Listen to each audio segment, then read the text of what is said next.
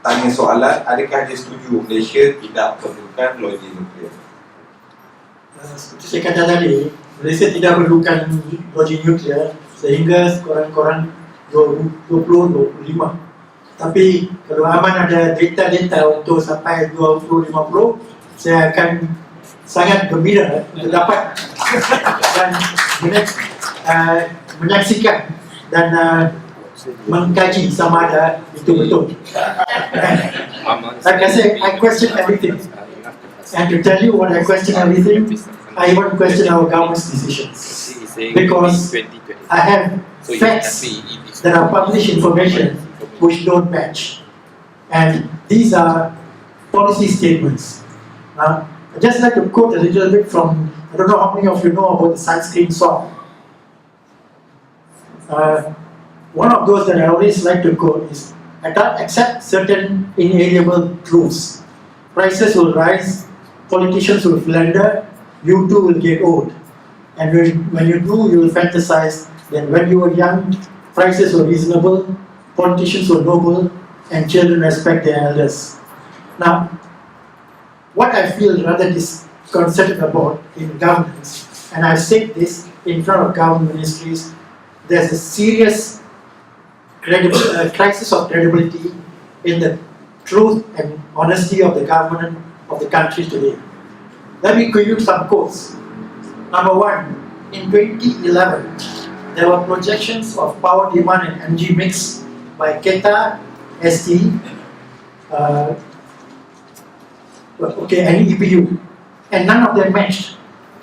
One of them said that by 2030, we need 50% of our generating capacity to be nuclear. Another said that by 2035, we need 5,000 megawatts of nuclear. Another said we only have 6% of nuclear by 2025. Now, which is correct? They are all from government, authorized government agencies, public domain documents. And I have personally questioned a number of these issues. I also have said that government policies are sometimes self-contradictory. Can we believe government?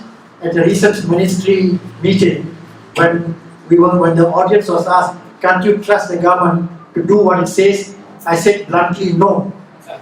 And that was recorded as part of the proceedings. Now, let me say why.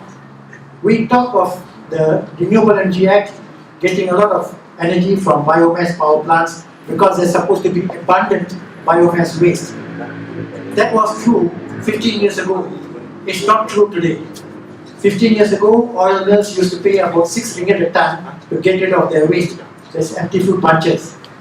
Today, when power plant operators are asking them 30 to 40 ringgit a ton, they say no, because the national biomass strategy has, from some fantasy, created a value that biomass is worth between 160 to 1,000 tons, 1,000 ringgit per ton. It's too costly to burn for power generation. So, renewable energy policy, national biomass strategy, contradictory and screwed up the renewable energy policy of the country. Now, I would say this, we will be able to do away without nuclear plant, in fact even some coal, up to 2025 or maybe a bit later, if we adopt energy efficiency seriously and the government supports it. And go more on renewable energy and not just photovoltaics. Just untuk semua orang ketahui ya, dekat Malaysia, penggunaan elektrik kita antara yang paling membazir dekat ASEAN. We use a lot. And kita punya perkakas elektrik is not efficient. So, as of this year, our consumption highest peak was 17,000 megawatt, around there, which kalau kita buat dengan betul, kita mungkin boleh reduce consumption mungkin hanya 12,000 megawatt. So daripada keberkesanan teknologi, macam Prof. Lansan cakap, efficient EE sahaja boleh reduce macam tu. Kalau nak cuba illustrate apa yang kita patut buat dengan apa yang kita sedang lakukan, ada satu kita panggil piramid. Piramid keberkesanan tenaga atau way to conserve energy. Dekat bawah piramid ni is conservation. Maksudnya kita conserve energy. Malam tak pakai tutup, aircon tak pakai tutup, that is conservation. once conservation has been done, we are go further up is efficient energy, keberkesanan kuasa generasi. Kalau kita tengok insulation lah, macam wire tu kita insulate, so heat tak lost. So banyak benda yang kita boleh buat easily reduce consumption. Dan kita dekat ASEAN antara yang negara yang paling membazir dalam penggunaan tenaga elektrik. Yang dalam forum ni mungkin rasa macam marah je, suka-suka je cakap kita paling membazir, kita paling miskin, orang kaya miskin bersuara semua Malaysia kan. So jangan marah, tenang, okay? Dan piramid paling atas tu is renewable energy. Maksudnya dah buat conservation, dah buat energy efficiency, baru buat renewable energy. But what we are doing in Malaysia, kita buat terbalik. Kita start dengan renewable energy, efficiency energy tak pernah langsung sentuh, and conservation pun tak pernah sentuh lagi. We start cara tak betul.